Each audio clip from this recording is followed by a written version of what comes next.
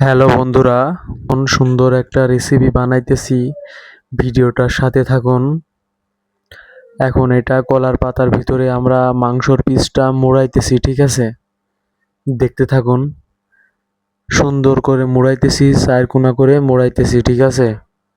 ভিডিওর সাথে থাকুন। পুরা ভিডিও দেখতে হলে, পুরা ভিডিও না দেখলেও তো বুঝতে পারবা না, ঠিক আছে? সুন্দর করে মুড়াইতেছি, মুড়াই এই যে কলার পাতার উপরে রাখতেছি, ঠিক আছে? আর এটা মাংসটায় অনেক মশলা মাখানো হয়েছে।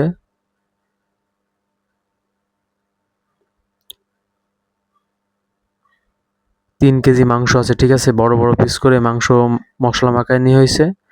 মাখানোর পর সেটা এখন কলার পাতার ভিতরে ভাঁজ করে রাখছি আমরা।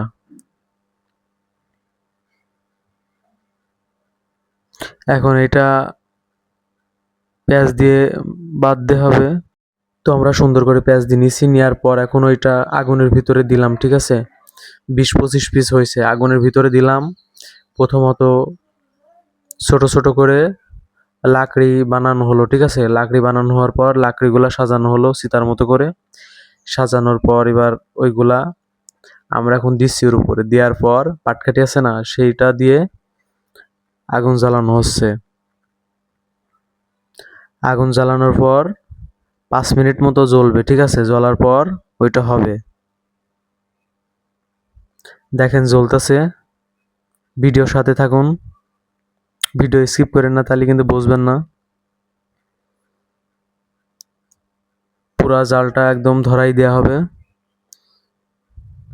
আমরা 6-7 জনের মতো আছি। এখন ওইটা কিন্তু হয়ে গেছে, ঠিক আছে? এখন ওখান থেকে উঠানো হচ্ছে। দেখেন কলার পাতার সাথে মোড়ানো হয়েছে, সেগুলা কিন্তু পোড়া পোড়া অবস্থা, ঠিক আছে? ভিতরকার মাংসটা কিন্তু সেদ্ধ হয়ে গেছে। দেখছেন একদম মানে পুড়ে একদম সব পয়লা হয়ে গেছে। ভিতরের অবস্থাটা কিন্তু একদম জোস, মাংসর অবস্থাটা। তো এটার নাম হলো কাবাব, ঠিক আছে? কাবাব।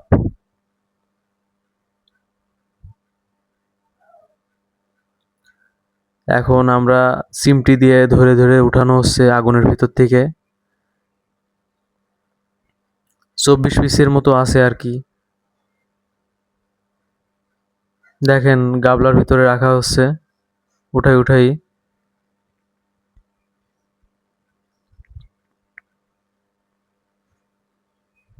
প্রায় শেষ অবস্থা উঠানোর মতো।